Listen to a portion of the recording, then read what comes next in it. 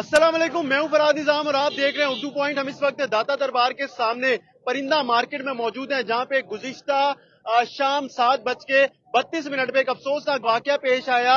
शोर कोट से आई फैमिली, जिसमें एक खातून और उसकी बच्ची इस मेन सीवरेज लाइन में गिरकर जाँ बाक हुए हैं। ये देखें, ये जब वाकया पेश आया उसके बाद इसके ऊपर एक स्टील का वो शेड डाल दिया गया था ताकि इसे ढांप दिया जाए। आप इसकी देख सकते हैं कि ये कम से कम भी 10 से 12 फुट बताया जा रहा है कि जब इसमें वो खातून गिरी हैं, और इसमें पानी का बहाव अभी भी आप देख सकते हैं कि पानी का बहाव कितना तेज है। जैसी वो गिरी थी तो उस वक्त कुछ मालूम नहीं हो सका था कि खातून की जो बॉडी है वो कहाँ गई है। उसके साथ उसकी 9-10 माह की बेटी थी जिसका नाम था रिदा, और खातून का नाम था सादिया, 24 साल जिसकी उम्र बताई गई थी।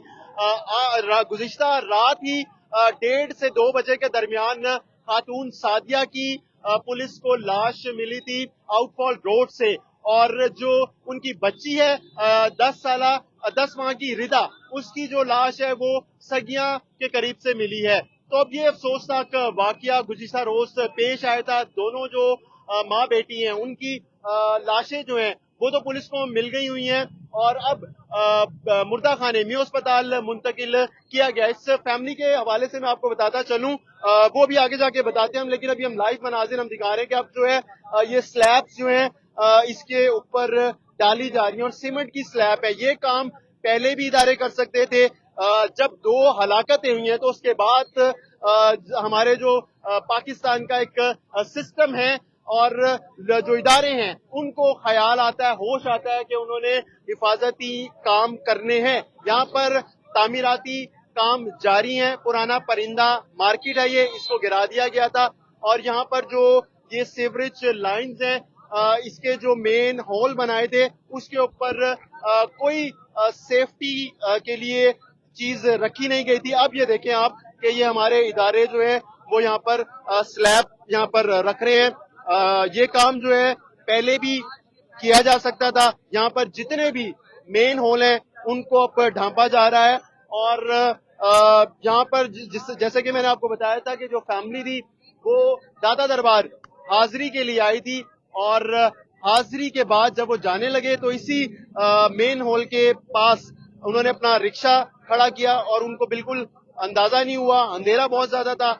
जैसी माँ रिक्शे में बैठने लगी तो उसके हाथ में 9 माह की उनकी बेटी भी थी। वो बेटी समेत इस मेन हॉल में सीवरेज लाइन में गिर गई थी। कई घंटों की जद्दोजहद के बाद दोनों की लाशें जो हैं वो मिल गई हुई हैं। अब मैं आपको और भी यहाँ पर दिखाता हूँ कि यहाँ पर क्या क्या चीजें थी जो दोबारा से यहाँ पर आज ढांपी गई हैं। ये देखिए, ये आप देख लें स्टील की जो ये चल रही है सामने दीवार नुमा, ये अब लगाई गई है। इससे पहले यहाँ पर कुछ भी नहीं था। यहाँ पर भी नाला जा रहा है, और ये देखिए ये भी पूरा एक बड़ा गड़ा पड़ा हुआ है यहाँ पर।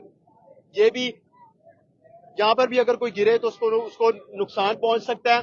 और हम आगे चलते रहते हैं। इरफान साहब, आप हमारे स्क्रीन के ऊपर लोग वो दिखाते रहे कि जब ये वाकया पेश आया तो उस वक्त हमारे इदारे भी इस शको शुबात में थे कि क्या वाकई में खातून गिरी है, क्या उसकी बच्ची उसके साथ मौजूद थी। कई घंटे तक तो यही नहीं फैसला किया जा सका कि वो इस मेन सीवरेज लाइन में गिरी है।